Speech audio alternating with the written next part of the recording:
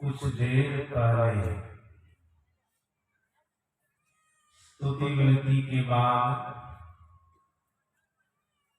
सदग्रंथ रामचरितमानस सार सटीक से पाठ हुआ।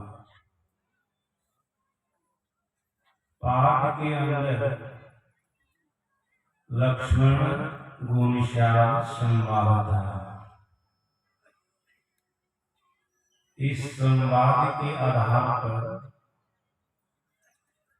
पाठ के आधार पर सत्संग का विषय बना कर्म और उसका फल। अभी मैं आप लोगों को कर्म और उसके फल के संबंध में कुछ सुनाऊंगा। महापुरुषों ने कभी कृपा की है। कर्म और उसके फल को समझना बहुत ही मुश्किल है। गीता में भगवान श्री कृष्ण ने कहा, गहना कर्मणो गति। कर्म की गति गहन होती है। इसको समझना बहुत कठिन होता है। साथ साथ इसका क्या फल होगा इसको भी समझना बहुत मुश्किल है। वेद में 3 प्रकार के कर्मों का वर्णन है। वेद भगवान कहते 3 प्रकार के कर्म होते हैं। उद्धतमम वरुण पाशमश्मदवाधनम मध्यमम श्रद्धाय अधावरिमादित्य व्रते तवानागशो अदितयिष्याम। एक वेद की ऋचा है, इसको सर्वसाधारण लोग नहीं समझेंगे। इसी के अंतर्गत है कर्म 3 प्रकार के होते हैं। सात्विक कर्म, राजस कर्म और तामस कर्म। जिस संसार में हम आप हैं, यह संसार कर्म क्षेत्र है। और जिस मनुष्य का शरीर हम आप धारण किए हैं, यह कर्म प्रधान शरीर है।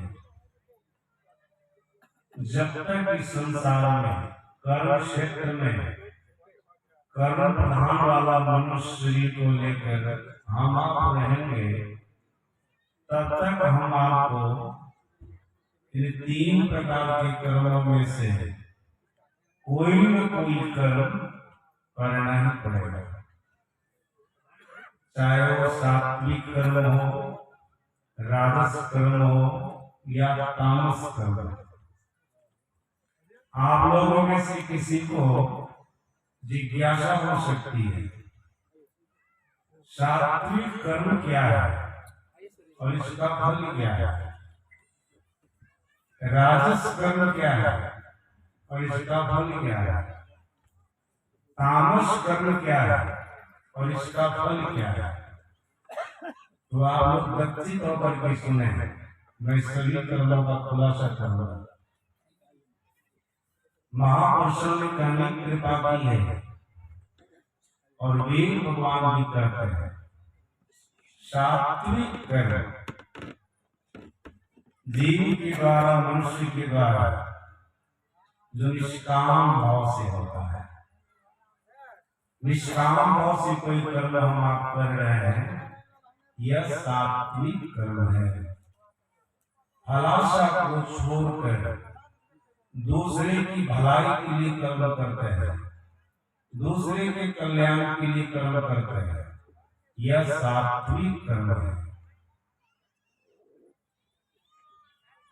महापुरुषों ने कहा, खास करके वेद भगवान का कहना है, जो जीव, जो मनुष्य सात्विक कर्म करने वाला होता है, ये जहां कहीं भी जाता है तो केवल और केवल सुख को ही प्राप्त करता है। इनके जीवन में दुख नहीं रहता, इनके जीवन में कष्ट नहीं रहता, इनके जीवन में क्लेश नहीं रहता। भले सात्विक कर्म करते हुए संसार को दुख हो जाए।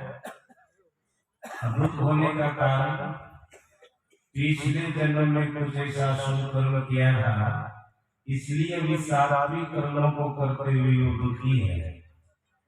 लेकिन जब पिछले जन्म के दूषित कर्म भोगते भोगते समाप्त हो जाएंगे, तब उनके जीवन में केवल और केवल सुख रहेगा।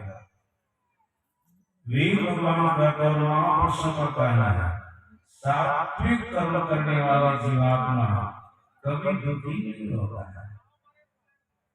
शरीर छोड़ने के बाद स्वर्ग, ब्रह्मलोक, वैकुंठ लोक जो सुख के स्थान है, यहाँ पर जाकर के सुखों को भोगते हैं।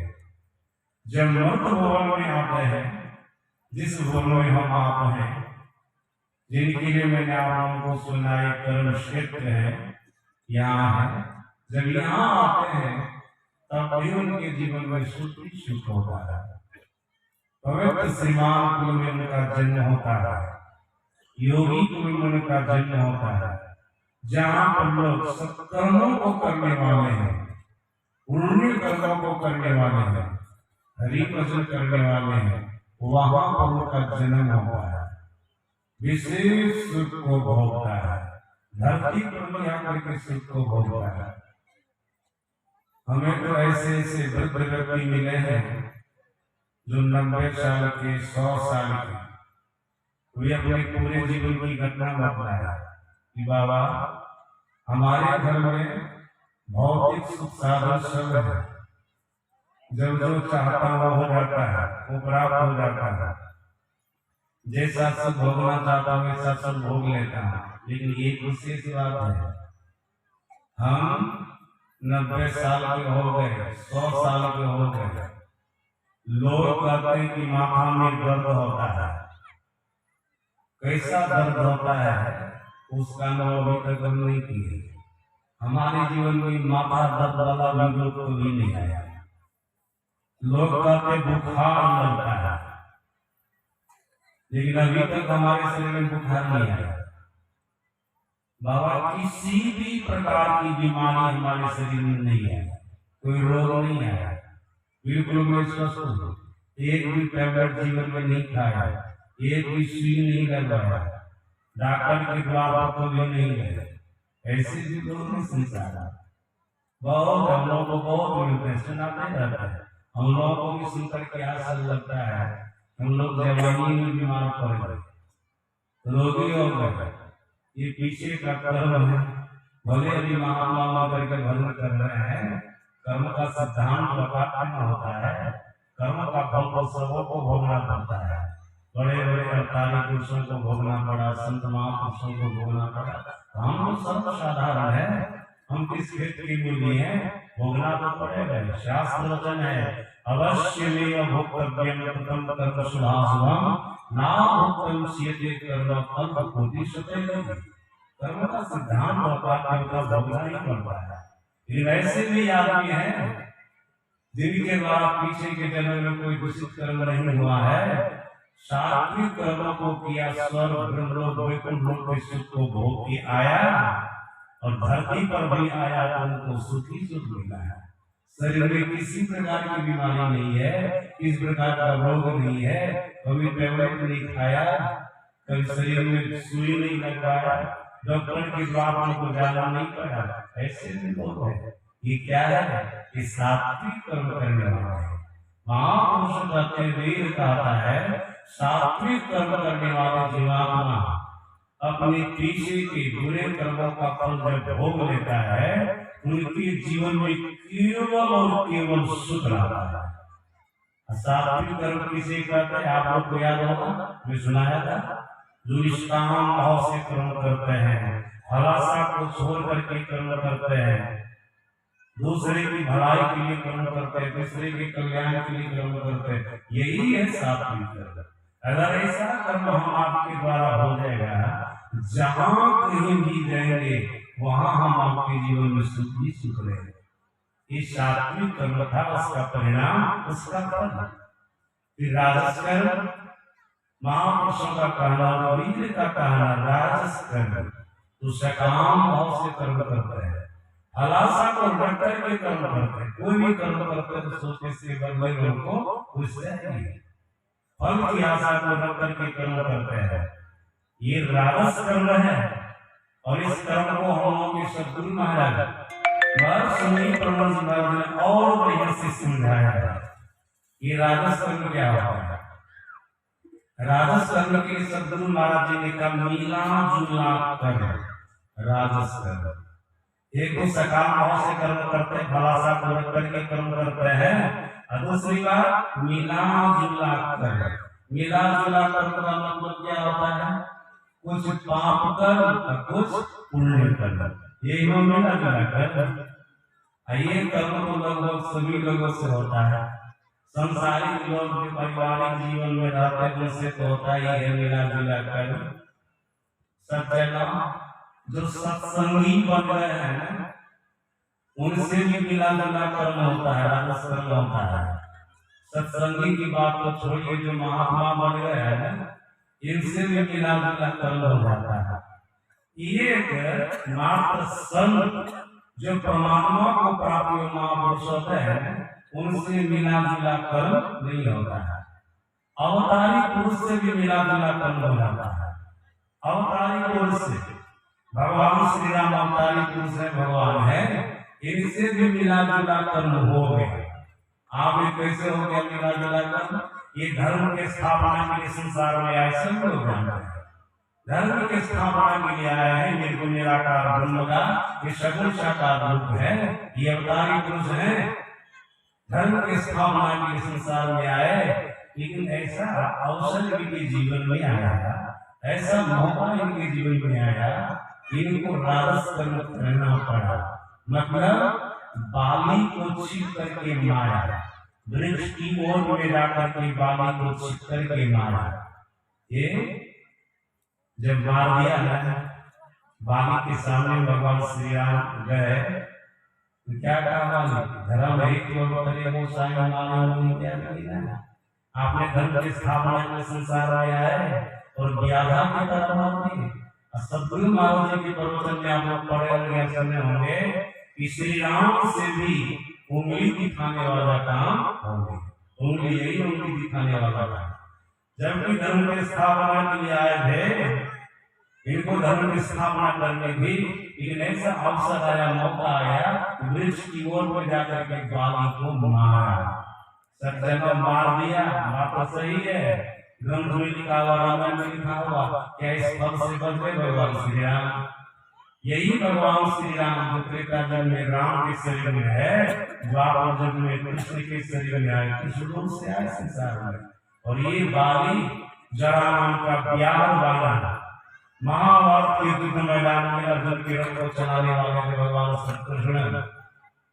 अर्जुन के शत्रु से युद्ध करते थे, अर्जुन को तो बाण मारते ही थे, उनके साथी को कृष्ण भगवान को भी मारते थे। गुरु महाराज ने कहने की कृपा की, जब कृष्ण के शरीर में बाण लगता था, शत्रु का बाण लगता था, उनके शरीर में वो बाण उसी तरह से विलीन हो जाता था जैसे कोई समुद्र में अग्नि का गोला फेंके तो पता भी नहीं चले। अग्नि का गोला फेंके तो पता चलेगा समुद्र में, तुरंत विलीन हो जाएगा। वैसे उनके भी शरीर में आग के बाण के अग्नि का गोला जाता था, विलीन हो जाता था, विलीन हो जाता था, नहीं मारे। 56 कोटि जगवंशियों का नाश वापस में लड़के बाद में भगवान श्री कृष्ण सोचे कि इस काम के लिए आए, अब तो काम पूरा हुआ और तो ज्यादा है।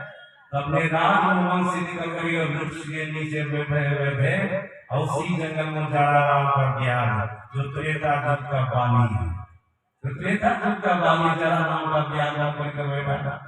भगवान कृष्ण पैर पर पैर लेकर के बैठे हुए, उनका तलवार लाल लाल दिखता था। हिरण की चिट्ठियों की तरह दिखता था, और दूर से ही बाण वाला तलवार लग गया। एक बाण से उनका प्राणांत होता है। बाण मार करके जब गया वहां पर ये नाम का ब्याह देखा, भगवान कृष्ण ने दोनों हाथों की प्रणाम किया, क्षमा कर दीजिए, क्षमा कर दीजिए। सोचे कितने को मरवाए, कितने को मारे, बच्चे से हमको छोड़ेगा, हमको छोड़ेगा। बाण मार दिए पैर में। भगवान श्री कृष्ण ने क्या कहा, तू बदला ले लिया, बदला ले लिया। ब्याज का काम हमारा कब क्या बिगाड़ा, इस जन्म में नहीं बिगाड़ा, पिछले जन्म में बिगाड़ा। त्रेता युग में राम के रूप में आए थे, तो बाली था, तुम अन्याय किया था, अपने भाई की सारी संपत्ति का हरण किया था और अपने भावों का भी हरण किया था। जिनका स्पर्श नहीं करना, जो पत्नी बनाया था, घटना काम किया था, आप काम किया था, जिसके चलते तुमको किसी तरह से उनको मारना था, मारना पड़ा।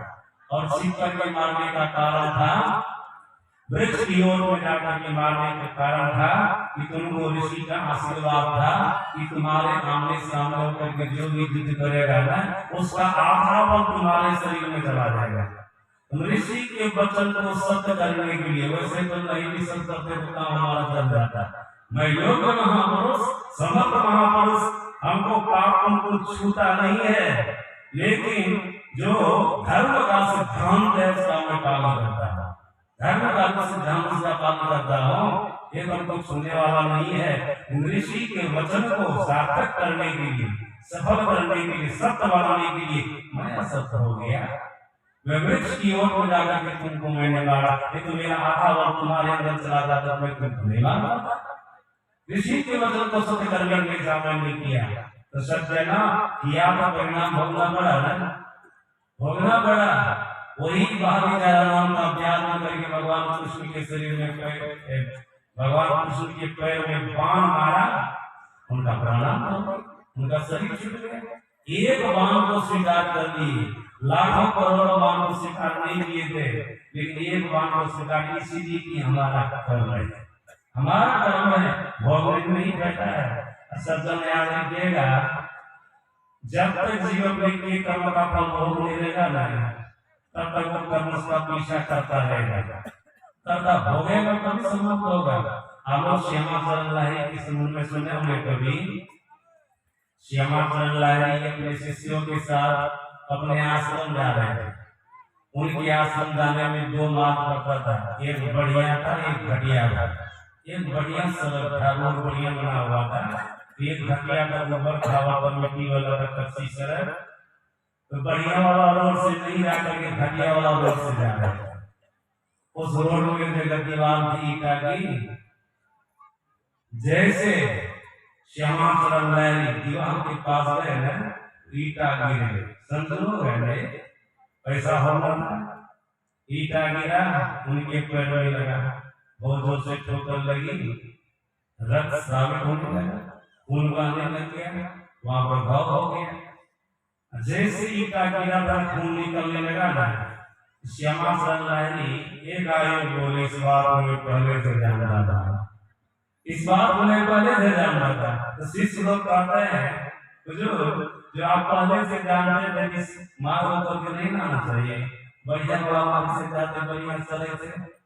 तब श्यामाचरण लाहिड़ी बोली, हमारा कर्म था, आज नहीं तो कल नहीं तो परसों, इस जन्म में नहीं तो दूसरे जन्म में, किसी जन्म में ये हमको भोगना ही पड़ता था। सोचे अब ये भोग लेते हैं, इसलिए इस सरल होता है, इस सरल करके आ गए। सच्चा ना किसी से भी राजस कर्म हो जाए, चौपाई पुरुष हो कि संत हो, कोई भी हो, उसका परिणाम उसको भोगना पड़ेगा, तो ये कर्म का सिद्धांत प्राप्त होता है।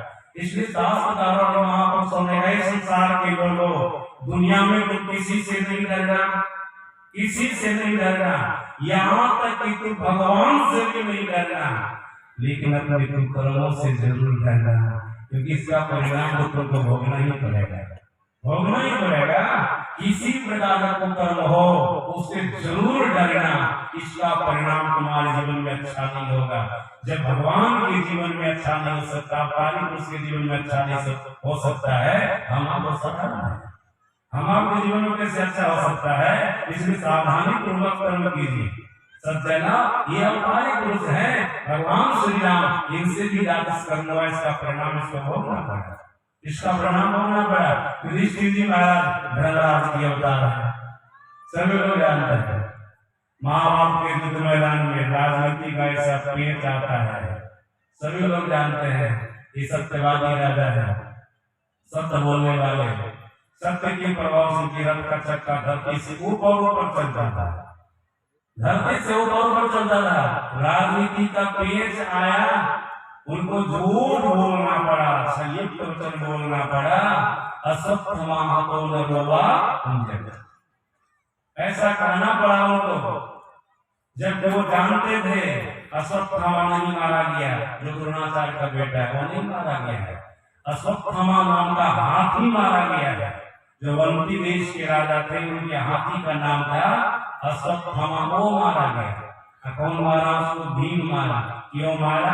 भगवान कृष्ण पांडवों के बीच में कहा था, जब तक द्रोणाचार्य कौरवों की तरफ से युद्ध करता रहेगा तब तक पांडवों की विजय बहुत मुश्किल है। और ये द्रोणाचार्य ऐसे थे बलशाली, कौरव पांडव के गुरु। पांडवों की सेना एक दिन में अपने द्वारा, अपनी सेना के द्वारा 10,000 सेना को मार देते थे एक दिन में, ऐसा करते थे। इसलिए भगवान श्री कृष्ण ने पांडवों के बीच में कहा था, जब तक ये द्रोणाचार्य जीवित रहेंगे ना तो पांडवों की विजय नहीं हो सकती, आप लोगों की विजय नहीं हो सकती। युधिष्ठिर महाराज ने कहा क्या करना पड़ेगा? कहा उनके पुत्र का वध करना होगा।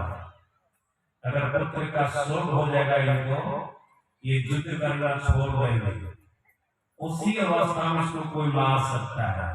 जब तक वो युद्ध करते रहेंगे उस दरमियान उसका कोई वध नहीं कर सकता है। युद्ध करना छोड़ देंगे उसी समय उनको कोई मार सकते हैं। लेकिन उनको पुत्र का शोक होना है। दुनिया में कोई मरेगा शोक नहीं होगा, अपना बेटा मरेगा तभी शोक होगा। बेटा के प्रति बहुत मोह है, बहुत आसक्ति है, वो मरेगा तब इनको पुत्र का शोक होगा। ये युद्ध करना छोड़ेंगे और उसी समय को कोई मार सकते हैं। पांडव लोग विचार करने लगे, 84 कोस माँ बाप का युद्ध चल रहा था, कहाँ है अश्वत्थामा, उसको कैसे मारा जाए, सब विचार कर रहे हैं। अब भीम क्या करते हैं, वही अवंती देश के जो राजा थे उनके हाथी का नाम अश्वत्थामा था, हाथी का नाम, उसको मार दिए। द्रोणाचार्य के सामने मार के हल्ला करने लग गए, अश्वत्थामा मारा गया। अश्वत्थामा होता है ना, हाथी का भी नाम था, अश्वत्थामा मारा गया, अश्वत्थामा मारा गया। बहुत राजा महाराजा लोग बोलने लगे अश्वत्थामा मारा गया, अश्वत्थामा। हकीकत में अश्वत्थामा नहीं मारा गया, हाथी मारा गया है। जब जोर जोर से चिल्ला करके भीम बोलने लग गए और राजा महाराजा बोलने लग गए, तब द्रोणाचार्य कहते हैं, भीम सुनो, तू झूठ नहीं बोलता है, तुम्हारी बात पर मुझको विश्वास नहीं हो सकता कि मेरा बेटा अश्वत्थामा मारा गया है। हमको नहीं विश्वास हो रहा है क्योंकि हमारा पर बड़ा भगवान है। सहज रूप से साधारण लोगों को कोई मार दे ऐसा नहीं हो सकता है। उनको मारने के लिए मारने वाले को सोचना पड़ेगा। उनके पास एक से अस्त्र शस्त्र थे और स्वयं बलवान भी थे, इसलिए हमको विश्वास नहीं हो रहा। अगर इतना चिल्ला चिल्ला करके बोल रहा है और राजा लोग भी बोल रहे हैं, अगर यहाँ पर दृष्टि बोल देगा ना तो उनको विश्वास हो जाएगा, सत्यवादी है ना। आज राज्य के लिए, राज्य पाने के लिए दृष्टि झूठ बोले, हमको ऐसा नहीं कर सकता है, हमको ऐसा नहीं लगता है। वो झूठ नहीं बोलेगा। अगर ये बोल देंगे, दृष्टि बोल देंगे तो मैं मान लूंगा कि मेरा बेटा अश्वत्थामा मारा है, कृष्ण भगवान कहते बोल दीजिए, देख लीजिए, बोल दीजिए। सब जगह कभी कभी ऐसा होता है ना, लोहा को काटने के लिए लोहा का ही जरूरत पड़ता है, उसी प्रकार से कभी तो अधर्मी को मिटाने के लिए धर्म का सहारा लेना पड़ता है।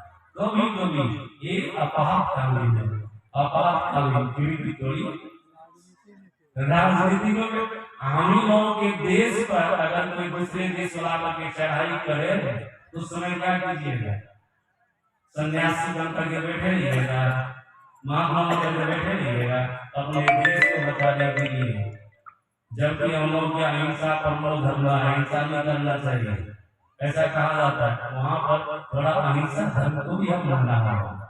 सज्जनों, शास्त्र का महापुरुष कहते एक अपवाद है, भगवान श्री राम के जीवन में अपवाद व्याकरण का अपवाद है, ऐसा होता है। सज्जनों, महाभारत को देखेंगे पढ़ के पता चलेगा केवल कौरवों की तरफ से धर्म नहीं हुआ, पांडवों की तरफ से धर्म हुआ। लेकिन वो धर्म की गिनती में है, वो धर्म की गिनती में है। जब चीन वाले भारत पर चढ़ाई किया था, गुरु महाराज ने क्या बोला उनके प्रवचन पढ़े, गुरु महाराज के प्रवचन में मैं तो अभी वृद्ध हो गया हूँ, बॉर्डर पर युद्ध चल रहा है, अगर सरकार कहेगी ना हमको इस अवस्था में वहां पर बॉर्डर पर जाकर के युद्ध कर सकता है तो युद्ध करने में हिंसा नहीं होगी, युद्ध करने में हिंसा। सज्जनों, अवसर आया 200 गुरु के जीवन में हथियार उठा है, खास करके गुरु गोविंद सिंह जी महाराज ने हथियार उठाया है, मंडल में उठाया है। देखिए उनके जीवन में अवतारी पुरुष भी आते हैं, लोग देवता लोग भी आते हैं, अधर्म को मिटाने के अस्त्र शस्त्र लेकर के आते हैं। इसलिए हम लोगों का धर्म शास्त्र कहता है केवल शास्त्र से काम नहीं चलेगा, अगर अवसर आ जाए, मौका आ जाए तो शस्त्र को भी उठाना पड़ेगा। राष्ट्र धर्म सर्वोपरि है। सज्जनों, आपके घर में कोई नीच आदमी आपकी संपत्ति को लूटने के लिए आ गया है, आपको जान से मारने के लिए आ गया है, आपकी इज्जत लूटने के लिए आ गया है, उसमें आप सत्संग में करके बैठे रहते नहीं। अपनी संपत्ति की रक्षा के लिए, अपनी जान की रक्षा के लिए, अपनी इज्जत की रक्षा के लिए जो करना पड़े आप कर लेंगे, उसका परिणाम राम की तरह कृष्ण की तरह भोग लेंगे, राम की तरह कृष्ण की तरह भोग लेंगे। सज्जन, इतना ही नहीं, युधिष्ठिर की तरह भोग लेंगे। भगवान श्री कृष्ण कहते बोल दीजिए और राजा महाराजा लोग बोल दीजिए। युधिष्ठिर जी महाराज कहाँ जानते हैं कि अश्वत्थामा महाराज है, धर्मराज के अपने इतना नहीं बोल रही है, सब कुछ जानना भीतर सब कुछ जान रहे हैं। अश्वत्थामा नाम का हाथी मारा गया है कि मनुष्य मारा गया, सब जान रहे हैं। तब भी भगवान कृष्ण के कहने पर क्या बोले, अश्वत्थामा हतो नरो वा कुंजल। और आप लोग जान रहे हैं जैसे कहते हैं अश्वत्थामा हतो नरो, वैसे भगवान कृष्ण शंख बजा देते थे। 3 बार द्रोणाचार्य को बुलवाया युधिष्ठिर को, और 3 बार यही घटना घटी। द्रोणाचार्य को विश्वास हो गया कि हमारा पुत्र अश्वत्थामा सही में मारा चला गया, सही में मारा चला गया। युद्ध करना छोड़ दी, पुत्र का शोक कैसा उनको सताया, ऐसा सताया कि शरीर उनका मुड़क गया, रथ से नीचे गिर गया। उसी अवस्था उनकी गर्दन को काट ली गई है, उसी अवस्था उनकी गर्दन को काट ली गई है। सज्जन, ये कृष्ण भगवान के कहने पे युधिष्ठिर जी महाराज झूठ बोले। याद रखिए, अपने मन से बोलिए या साधारण लोगों के कहने पर झूठ बोलिए, इस प्रकार का पाप कर्म कीजिए कि भगवान के कहने पर आप नीच कर्म कीजिए, परिणाम तो भोगना ही पड़ेगा। युधिष्ठिर जी महाराज भगवान के कहने पर झूठ बोले, सभी लोग जानते हैं, अनेकों बार बहुत बार सत्संग में सुने, भगवान के कहने पर झूठ बोले तब इस कर्म के फल से बचता है। उसी समय झूठ इस समय बोले थे, उसी समय उनके रथ का चक्का धरती पर चला गया। महाभारत के सजारों पर्वों पर करके देखिए, आपको पता चलेगा ये 5 भाई पांडव 100 शरीर स्वर्ग जा रहे थे, असल के सब कहाँ गए, नरक गए। युधिष्ठिर जी महाराज को 2 मुहूर्त तक के लिए मिथ्या नरक का दृश्य देखना पड़ा, इसी झूठ के चलते, इसी झूठ के चलते। जब एक बार और झूठ बोले युधिष्ठिर जी महाराज, लेकिन उस झूठ का पाप को नहीं भोगना पड़ा। आप लोगों को पता होगा कब बोले थे झूठ, 12 वर्षों तक का वनवास पूरा किए हो जुआ की खेल के अनुसार 1 वर्ष तक अज्ञातवास में रहना था। 1 वर्ष तक राजा विराट के यहाँ गए थे युधिष्ठिर जी महाराज अपने सभी भाइयों को लेकर के, साथ में द्रौपदी भी थी। सज्जन राजा विराट से पूछा था आप कौन है, वहां पर अपना असली नाम नहीं बताया। माँ बाप को पढ़ने वाले इस बात पर जाता है, प्रोफेसर साहब पढ़ने वाले को बता होगा क्या बोले वहां पर, मेरा नाम कंक है, मैंने शब्द को सुन देखा, कम का मतलब क्या है, और कम का मतलब जमराज है, धर्मराज है। तो पीछे है कि अभी तो कम का विनय है, युधिष्ठिर जी महाराज है। ये सज्जनों धर्मराज जी होता, धर्मराज जी होता, युधिष्ठिर जी महाराज है। तो पीछे है नबी, अभी युधिष्ठिर न है, अभी युधिष्ठिर के नाम से जाने जाते हैं। तीनों क्या बोल दिए, मेरा नाम कंक है, और सभी भाइयों का नाम अलग अलग बतलाए हैं, द्रौपदी का भी नाम अलग बतला दिए। बोले क्या, हम पांचों लोग जो है ना पांडवों के सेवक हैं, पांडवों के सेवक थे, स्वयं पांडव है ना, बोले पांडवों के सेवक हैं, सब जगह अपनी रक्षा के लिए प्राण बचा देंगे, कुछ न कुछ तो करना ही पड़ेगा। देखिए इसका परिणाम क्या बोलते हैं, हम लोग पांडवों के सेवक हैं। द्रौपदी के लिए क्या कहा, ये द्रौपदी की दासी है, जबकि स्वयं द्रौपदी झूठ बोले है। लेकिन पूरे महाभारत को पढ़ करके देखिएगा, जहां तक आपको बोले पढ़ने का पढ़ करके धर्म में देखिएगा, इस झूठ का पाप युधिष्ठिर जी महाराज को नहीं लगा, नहीं लगा है। सज्जनों माता जी सभी घर में झूठ बोलती है, अपने बच्चों का इलाज कराने के डॉक्टर के पास जाती है, डॉक्टर दवाई लिख देते हैं और कहते हैं बच्चा को सब खाने के लिए नहीं दीजिएगा। वो सब चीजें घर में होती है, घर में होती है। अब बच्चा मांगता है तो माता जी बोल देती है कि अभी घर में नहीं है, लाएंगे तो देंगे। झूठ बोल दी ना, क्या इसका भी वापस को लग जाएगा?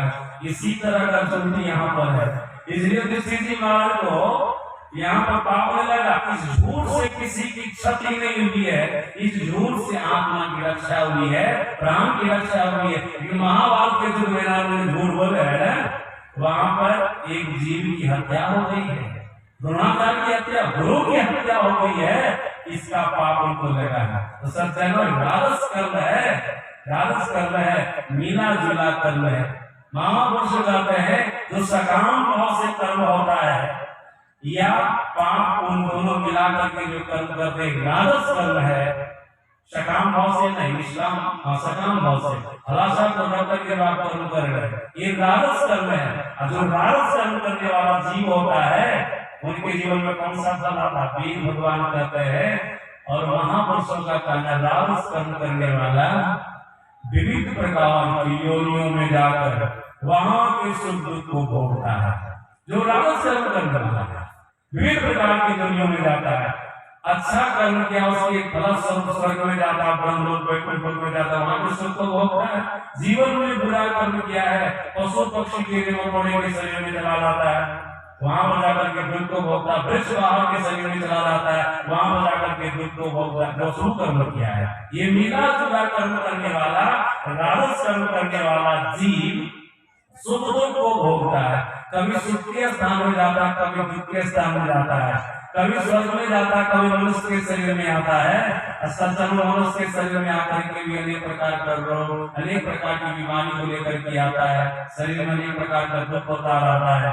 ये राजस कर्म का परिणाम है। याद रखिएगा, सज्जन राजस कर्म भी नहीं बने तो अच्छा है, नहीं बने भले भरोसा को रख करके आप कर्म करें, अच्छी बात है, कर रहे हैं। सबके मन में ऐसा होता है तो कल छूटेगा हम लोगों के हृदय से जब गुरु महाराज तक की यात्रा कर लेंगे। नहीं तो कुछ न कुछ तो होता ही रहेगा संसार में, सबसे होता ही रहता है। सज्जना राजस कर्म से बचने का प्रयास करना चाहिए। हलासा को लेकर के कर्म कीजिए, लेकिन साथ में दूषित कर्म नहीं कीजिए, पाप कर्म नहीं कीजिए, इसका परिणाम आपको भोगना पड़ेगा।